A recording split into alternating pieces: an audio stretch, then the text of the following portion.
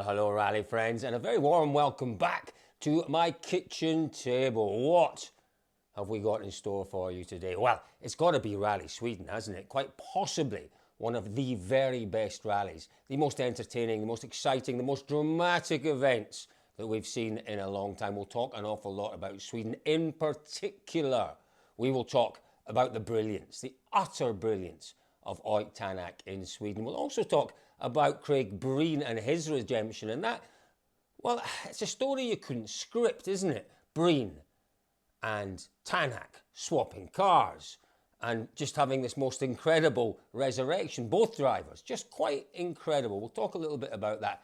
We will also talk a little bit about Hyundai and Hyundai's use of tactics towards the end of the rally. Was it the right thing to do? Was it a bit of a no-lose gamble? Well, I've spoken to a very good friend of mine who tells me that perhaps it was the wrong thing to do. I'm not so sure. You guys can let me know. Don't forget, folks, if you're watching this on YouTube, it will be absolutely lovely if you subscribed to my YouTube channel and press the alerts bell as well. You know, you won't get too many videos from me, you won't get too many alerts, but at least you will know when you get a new kitchen table. I'm going to try and make these a weekly, at the most a bi-weekly episode throughout the rest of the year. There's always plenty to talk about in rallying over the course of a week, and if we do have the odd quiet week, well, we'll stretch it to 2 weeks, but we'll do our very best to bring you all the news and the drama from the world of rallying. There's so much to come, isn't there? The other thing, if you're watching on Facebook as well, make sure that you, if you don't mind, that you like the video, and if you can, share the video. So important. It gets it out there to all those rally people out there who perhaps haven't yet discovered the joys of my kitchen table. So anyway, once you've done all those things, press the like button, press the subscribe button, press the share button, maybe left a nice little comment on the bottom. Doesn't have to be a nice one. If you disagree, very happy for you to disagree with me, as long as it's done in a reasonable way. We don't like profanities, we don't like swear words, we don't like too much aggression, we don't like. So, but we're happy, we're very happy to take a different view and a different opinion. That's absolutely your prerogative. Leave a little comment, I'd love to see them on either the YouTube or the Facebook videos. So, as we mentioned right at the top, Tanak. Well, listen, I think there's no question that Finland last year in that Hyundai, which Tanak found very, very difficult to get to grips with, that was clear. Finland last year was one of the most incredible performances I ever seen. It was on the door handle stuff, wasn't it? It was, okay, I know this car is not necessarily going to do what I want it to do. And when you're talking about 185, 190 kilometers an hour, something unexpected happening in a car at that speed, you know, for most of us is catastrophic. Tanak built in Finland last year. He built in the ability to deal with that. He was expecting the unexpected. So when he had those moments, wherever they might have been, top speed, 120 kilometers an hour, whatever, and whenever the moment appeared, when he had the moments, he was almost expecting them. And the way he dealt with it was quite incredible. The way he kept going in Finland last year, dealing with moment after moment, was just truly one of the greatest demonstrations of skill and driving and understanding that we've ever seen in a rally car. And I thought it would be a very, very long time. In my 20 years of covering the sport, there's no question. It was the greatest drive I've ever seen. And I thought it would be a long time till we see a drive of a similar quality and caliber. We see great things from rally drivers day in, day out. Rally after rally, we see some great things. We really do. You know, we see Kalle Rovanperä redefining what greatness is. And he really is redefining what greatness is. We see Thierry Neuville battling away all the time with that Hyundai. But true greatness, we don't see very often. True outstanding greatness, we don't see very often. And that's because, as I said, you know, our levels are so much higher. Our level of expectation with our rally drivers is so much higher. But Tanak's performance in Sweden was right up there. It's not going to knock off Rally Finland as the greatest drive I've ever seen, but it came very close to it. It was a very, very different drive from Tanak. He used his head, he used his brain, he used his right foot, he moderated his right foot. What do we know about Tanak in Sweden? Well, we know on the snow and ice he is remarkably quick, but more than that, he is very neat, he is very tidy, he is very precise. You give him a car which can be there or thereabouts, and if he makes no mistakes, if he is committed as we know he can be, then he can win. And that is exactly what we saw at the weekend in Sweden. We saw a remarkably disciplined drive from Tanak. He didn't have the car he wanted. It wasn't performing the way he would like it to perform. It didn't have the power that perhaps he wanted at the top end. But he utilised every single asset, every single piece of his armoury that he had personally to take that car to the front of the field and to keep it there. To keep it there and to keep the pressure on Breen, to keep the pressure on, I suppose, at the end of the day, Neuville. And it was a remarkable drive because it is so easy, as we saw from a number of drivers. Neuville, maybe not quite so much Breen, although Breen got away with one or two very big moments, certainly Robin Perra and others. It is so easy to lose time on these rallies. You touch a snowbank, you know, it's a double whammy. You touch the snowbank, oh, it slows down, that's costing you time, and then takes you time to get back up to speed again. You know, ideally you want to avoid those snowbanks. You certainly want to avoid going into them because snowbanks are a lottery. You hit them, they ping you, on you go. They hit them, you hit them, the front end goes in, sucks into the snowbank, you're out of the rally.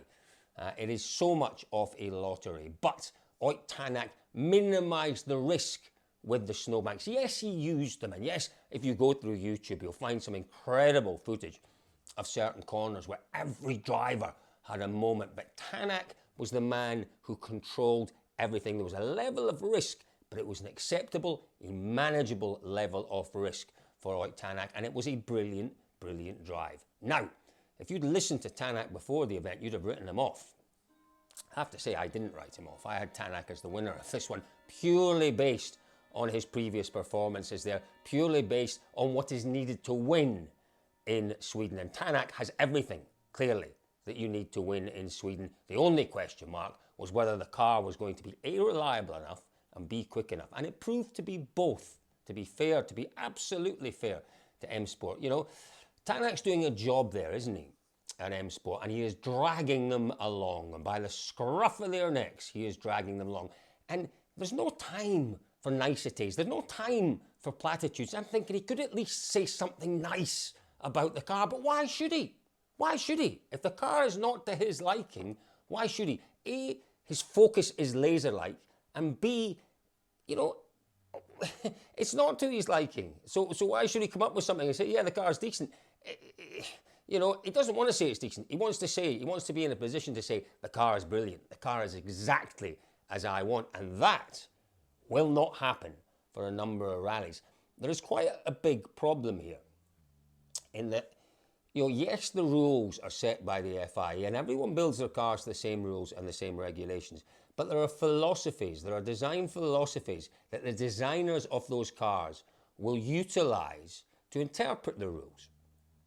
Now, at Hyundai, I guess it was Christian Lorio and the team, they went a certain way. Toyota, it would have been Tom Fowler and his team. They utilised maybe a similar design philosophy. I doubt it, but they certainly, well, they didn't, in fact, we know they didn't because they went with quite a different geometry on the rear suspension.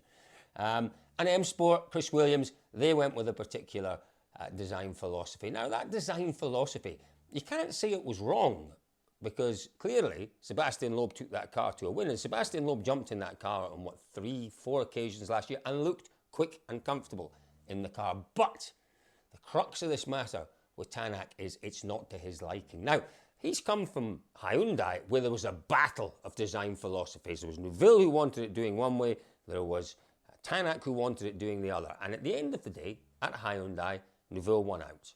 You know, Neuville is the man that's been there really since the inception of the campaign, the WRC campaign, way back in, when was it, 2014, 2013, long time ago. You know, Neuville is the man that's been there all the way through, and Neuville's ideas, philosophies, they were the ones that the designers adopted. You can't really, when you have two drivers who have different styles of driving, it is very, very difficult to come up with a winning compromise.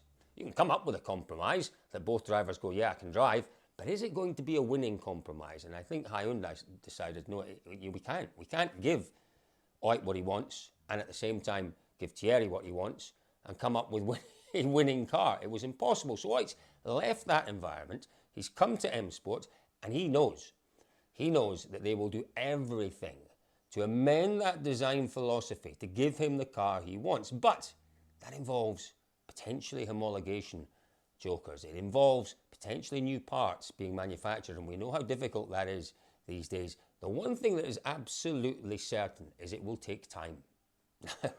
Now, I wrote a piece after Monte Carlo saying, wow, Tanak, I think, what did he have? He had 4 points from the power stage. He had 10 points. He had 14 points, didn't he, after Monte Carlo? I said, well, if he keeps going, scoring regularly those 14 points, between Monte Carlo, Sweden, Mexico, Croatia, and then by the time we get onto the gravel rallies of Portugal and Sardinia, well, by then, hopefully, the car should be as he wants. And if he can be there or thereabouts, well, do you know what? He's got half a chance. Goodness me. He's blown us all away in terms of that, hasn't he? He's won. He leads the championship for the first time since he was World Rally Champion way back in 2019.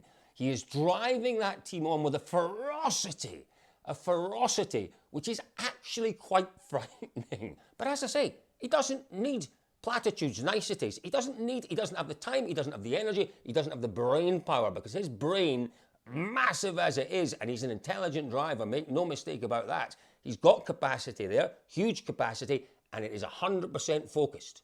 100% focused on getting that car as he wants, and he is driving the team on ferociously. I witnessed a little meeting between Oit, Malcolm was there, Rich Milner was there, I can't remember, it may have been Chris Williams that was the fourth person in that meeting, and the intensity in that meeting, this was Thursday morning. Remember, some of the comments that were coming out was, well, it's going to be a drag race. Well, have you got Oit Tanak saying it's going to be a drag race out there, as in top speed is going to be the deciding factor? Well, do you have the power? Do you have the speed to compete in that drag race? Ask the engineers. It looks, you listen to Oit and it all looks very, very, not negative, but it all looked a little bit tricky. But he was in that meeting, he was pushing them on. He was pushing them on. And I'm sure he knows better than anyone the issues around getting that car exactly to his liking. But in the meantime, we can do X, we can do Y, we can do Z. You can work a little harder here. You can do a bit more there. I can do a bit more with what I'm doing behind the wheel. And between them, M Sports are just doing the most remarkable job. M Sport and Oit Tanak and Martin Yarioja doing the most incredible job. They really are. And long may it continue as far as I'm concerned, because Oit Tanak winning rallies and competing is where we need to be. Oit Tanak rediscovering that swagger, that intimidating factor that he has, and he intimidates everyone, from team members, team bosses, to drivers, to media people. He intimidates everyone at times by his intensity. Do you know what? We can all learn from that. We can all learn from that. He's driven. He's a driven man, Oit Tanak. And I, for one, I'm very happy that he makes my life difficult. I'm very happy. I don't care. It's Adamo-like, in that you ask the right question or he will dismiss you. And quite right too, because he doesn't have time, doesn't have energy, doesn't have the brain power to deal with stupid questions. Because all of that that's going on up there is all focused on getting that car exactly to his liking. And goodness me, it's exciting to see. It's exciting for the championship. We've got 4 drivers still there. No one's recorded a disastrous start to the year. That in itself is mighty unusual. Robin Perez having a great start to the season, there or thereabouts. Clearly Tanak, his best start for years to the season. Neuville is having a decent start to the season. And do you know what? Let's mention him in passing, because I really don't want to talk too much about him today. Elfyn Evans. Elfyn Evans, much as he continues to struggle, and make no mistake, this is not just a bit of bad luck for Elfyn Evans. This is verging on a crisis for Evans. But Evans is going about things and dealing with it in a really, really firm and positive way. He's dealing with it, keeping his car on the road, but unlucky in Monte Carlo with a puncture. But he kept it on the road even though he had the puncture.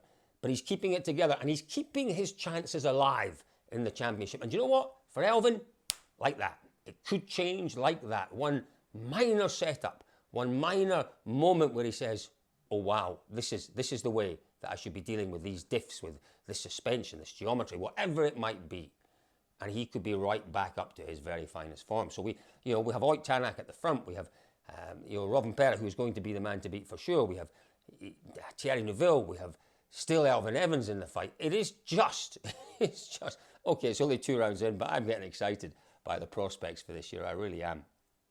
What else am I getting excited by? Well, by the return of Craig Breen. Look, I'm Craig Breen's biggest fan. I really am. And I've known Craig since he was a wee laddie competing in the Irish Championship in the Little Fiestas. And I've watched his progress with a great deal of joy and a small degree of pride as well, because I've always been a fan. I've always backed Craig Breen. And last year, it wasn't just me. A lot of people were asking questions. It just wasn't a happy marriage. It really wasn't. And you know what? We can go into a great deal of detail as to why it wasn't a happy marriage between Craig Breen and M Sport. Yeah, maybe the car wasn't to Breen's liking. Clearly, Breen came from a car that was set up for Thierry Neuville, and whatever design philosophy went into that, and he came to a car that was different in terms of its setup. He's gone back to a car that's designed for Thierry Neuville, and he looks like he's never been away. And it's astonishing because you have to contextualize it. I gave in my post-rally ratings, I gave Breen a 10 out of 10. And I gave him a 10 out of 10 because you always have to put things into context. Last time we saw Craig Breen, he was stuffed into that Armco in Japan and he was desolate. He was a beaten man. He was a man that needed to go away and rediscover himself, and more importantly, rediscover the joys of rallying. And he did that. And he took a decision which for some people was a little bit perplexing. Not many drivers in the past, and I'm sure you guys can help me out with this, not many drivers in the past have given up a full-time drive in top-class machinery for a part-time drive in top-class machinery. But Breen knew himself he needed to do something, and he went back to Hyundai. That was a big decision. It was an even bigger decision from whoever it was at Hyundai that decided to take Breen back on board, because Breen at the end of last season was damaged goods. He didn't look anything like the consistent, the podium-sitting driver that we saw at the start of last season coming from Hyundai. Didn't look anything like that. He looked like a beaten man. He sounded like a beaten man. And the transformation was just incredible. And he's a guy. He's like me. He's an emotional guy. I cry at anything. I cried when Bobby in Dallas died. I was only about 11 years old, but I still remember. I still remember just how much. I was a huge Dallas fan. But some of us are emotional. Some of us do wear our hearts on our sleeves, and there is nothing wrong with that at all. Nothing wrong with that, unless other people can use it against you. And there are some people out there in competitive arenas who will use it against you. There is no question about that. But I think Breen is also, although he's got that soft heart, wears it on his sleeve, he's also got he's had a life. He's had a life, and he's had a life of some adversity at times, some highs, some dreadful lows, and he knows. So I don't think anyone will be able to use Breen's emotional, his emotionalness, if you like, against him. And to see that again in Sweden on day one was quite incredible. When he came through that opening stage proper, forget about the first stage of the rally, that little stage in Umeå. The first stage proper was that first one on Friday morning, and Breen was supreme. Okay, and I'll admit I did as well. Looked at it and went, poof, road positions played a lot into that. And then again in the afternoon, I think he was in the same stage 7 seconds quicker. And then you look at who was second in that stage, and it was Pierre-Louis Loubet, and you say, yeah, road position is playing into these boys' hands here. But, as I have always said about road position, you have to be able to drive the car quickly. Whether or not you're making advantage or taking advantage of a road that's getting better and cleaner, you still have to be able to drive those cars at speed. So credit to Loubet for his second, full credit to Breen. We then went into Saturday, and there the questions were truly asked. Saturday morning, what can Breen do? Is he going to be able to maintain that speed, or is he, as we've seen in the past, maybe drop down half a notch or two and just fallen away from that battle for the lead? Well, it was fairly decisive, his answer, wasn't it? It really was. Bang! He was right in there with quickest times. And we enjoyed the most incredible battle. I think it was the end of stage 13 of the rally, so it was well into Saturday afternoon, 0.5 of a second between Breen and Tanak. It was just incredible. Then we had that bizarre situation with the tyre issues. I'm not going to call them delaminations, I'm not going to call them punctures, because I'm not sure that we're sure exactly what they were yet. I have a degree of sympathy for Pirelli. Pirelli took a lot of flack because of those issues, but you know, there may have been extenuating circumstances that Pirelli can call on and say, well, hang on a minute, if we tell you to do something with the tyres and you do something else with them, you know, you can't hold us to blame when things go wrong. Maybe, we'll wait and see what comes out of their investigations, Pirelli's investigations into what happened there. But we had Breen delaminating, losing a little bit of time. You know, the very next stage, we have Tanak delaminating, losing a very little bit of time, but dealing with it for, if you like, you know, quite a few kilometres and driving the most incredible drive. And then what we have to remember, and we didn't know until the day was over, that Breen had issues with his hybrid on Saturday afternoon. It was a supreme drive from Craig Breen all weekend, and it was an emphatic response to others. And I don't blame Craig either for having the odd little dig at those who doubted him. I really don't. I don't blame him at all for that. That was a natural reaction from Craig. He knew what he could do, but he was down. He was defeated at the end of last year. He did have to go away and rediscover himself, and that is exactly what Breen did. Breen can look forward to a very, very successful season. Not quite sure how many rounds we're going to see him. 6 rounds, maybe 7, maybe a few more. Who knows as the season progresses? Because the third thing I want to talk about is tactics and the use of tactics, and Hyundai in particular. They've shown their cards. There you go. This is what we're going to do. Okay, I think we all suspected it. But with what happened between Breen and Neuville and Tanak at the one end of the bookend, and Pera at the other end of the bookend on Saturday afternoon was interesting. Very, very clear what 2 o'clock, so we only get 2 chimes from the clock. It was very clear, very, very clear exactly what Hyundai intend to do this year. They do intend, wherever possible, to promote Thierry Neuville and to give him the best opportunity to score as many drivers' points as he can and potentially be right there or thereabouts at the end of the year. That is the correct thing to do, no question. You've got one driver in Thierry Neuville. What will be interesting is if we have a similar situation with Esa-Pekka Lappi. You know, if it happens with Sordo, we've seen it happening now with Craig Breen, they will manipulate, rightly so, they'll manipulate the positions. Would they do the same if it was Esa-Pekka Lappi? That will be really interesting, because Lappi is doing the full season, obviously. No driver really starts a full season without some aspiration of winning the title. It'd be interesting. I suspect they would do the same. I suspect Lappi would be a little bit annoyed by it. I suspect he would have to give way to the requirements of the team. But here's the question. Here's the question. You know, if you're going to use tactics, you have to use them correctly. And you have to use them in situations that can offer you real benefit.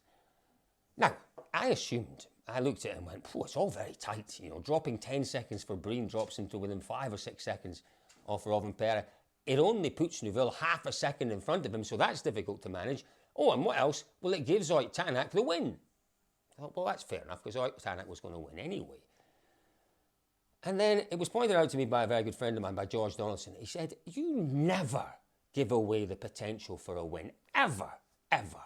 And he pointed out a couple of scenarios. Remember Ogier in Spain a few years ago, where Mickelson won his first event. You know, Ogier made a mistake. And then we thought a bit more, where else has it happened on the power stage? Well, Chris Meek gave us 2 enormous moments on the power stage, both in Mexico. Once where he went into the car park, drove around, still won it. Another time where he left the car on the power stage, he ripped a wheel off or something, I can't remember. But the point is that at 8 and a bit seconds, there was a bit of pressure still on Ott Tanak from Craig Breen. At 18 seconds, there was no pressure on Tanak. Do you give up the win in those circumstances? Now, you know, in the past where tactics have been used, you've had a final time control after the final stage that you can check into late, and you can take a 10-second, 20-second, 30-second penalty, whatever's required. They didn't have that option here, you know, because it was through the final flying finish, and that was it. That was the end of the rally. So they had to do whatever they were going to do before the final stage. I was very much in favour of doing it at the time.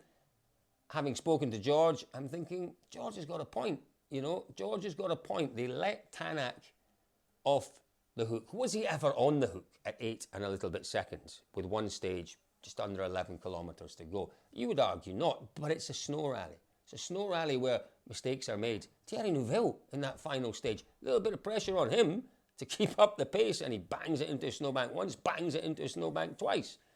Didn't lose 8 seconds, but, you know, mistakes happen more easily and can be more costly on snow rallies. And the point that George made was you never, ever, ever throw away the chance of a win. I think there are circumstances where you would do absolutely what Hyundai did. And I think I'm still with Hyundai in trying to give those extra points to Thierry Neuville on that final stage. As I say, it didn't work out. It was all just too close. It was all too close. Was it too close to have made that call? Would the better thing have been for them to have kept, you know, Craig Breen within 8 seconds and put that little bit of pressure on Tanak? I don't know, and we'll never know. But what is absolutely clear is exactly what Hyundai will do from now on for the rest of the season. Certainly when it's dealing with Thierry Neuville, Craig Breen, or Danny Sordo. When we get a situation with Esa-Pekka Lappi, that will be very, very interesting indeed. So there we are, folks. You know, give those things a little bit of thought. Do you agree with myself? Maybe it was the right thing to do for Hyundai, or do you agree with George that you never ever let anyone off the hook? You keep the pressure on right to the final corner of the final stage. Let us know in the comments below. A little bit of news out this morning, by the way, and it's great news. The Acropolis Rally. We missed the Acropolis Rally in the WRC for way too many years. You know, I've got to say, hats off to Lambros and Pavlos Athanasoulas, the Athanasoulas brothers. You know, they've worked tirelessly to bring that rally back. They've got their just desserts now. They've got this deal until the end of 2025, I believe it is, for the Acropolis Rally to be part of the WRC. That's great news, because when we went back year before last, we left there thinking, okay, it's going to be a year or two in the ERC, and then we might have a spot in the WRC, a more regular spot for the Acropolis Rally. But once again, I think the promoter, you know, I was very complimentary about them at the last kitchen table, and I'll take my hat off to them again here. Really, really important that we have rallies that are forward-thinking, that are well-funded, that have history and heritage, and that have an inherent challenge about them that is a little different to anything else. Because rallying, the appeal of rallying, well, it's all about the variety. You know, we get so many different things on offer. You know, we had Sweden, we go to Mexico, such different rallies. Okay, we go to Portugal and Sardinia, similar gravel rallies, but then we go eventually in the year later on to the Acropolis again, and it's a different challenge, and it's so important that the makeup of the championship is right. But, you know, what is that makeup? Yes, it's diversity. Yes, it is, you know, the mix of snow and ice, of tarmac, of gravel, of fast gravel, of hard gravel. But, you know, what is also important is that we get rallies that are there to support themselves, that are there to fund themselves, that are there to promote the championship, that are doing the right things. And with Pavlos, I get, boys, honestly, I've known you nearly 20 years and I still get you mixed up. Pavlos, Lambros is the driver. Pavlos is the older brother. Pavlos, you have done a magnificent job in securing, you know, government backing. That is so important for any rally. Commercial backing, a venue, some great stages. I tell you, I am looking forward immensely to the next 3 or 4 years of the Acropolis Rally. So there we are, folks. That was my thoughts from the kitchen table. As I said at the beginning, my channel here, subscribe if you don't mind. Quite a lot of you did. Wonderful. A lot of you did after the last video. Subscribe, press the alerts button, leave a wee comment. If you're watching on Facebook, once again, like, share if you can, and again, leave a little comment. It's been a delight as always. Oh, by the way, I've got to mention this before I go. If you are anywhere near Melbourne, Australia, I know a lot of you probably aren't. 25th of this month, I am the patron of the Rally Retro, I think they're calling it Rally Retro Day or Rally Retro Festival, I think they're calling it. Just look it up online, Google it. It's a whole day of classic Australian rally cars. There's a little circuit there which the cars will be on. You'll see them doing their thing. You can meet the drivers. You can have a good look around the cars. set to be a fabulous day, that's for sure. If you see me up there, come along and say hello. I'm very much looking forward to meeting more of the wonderful Australian rallying public. So, folks, again, once you've done all those things, the subscribes and the likes and the comments, you can head off now. And you can join me next time at my kitchen table. Thank you very much.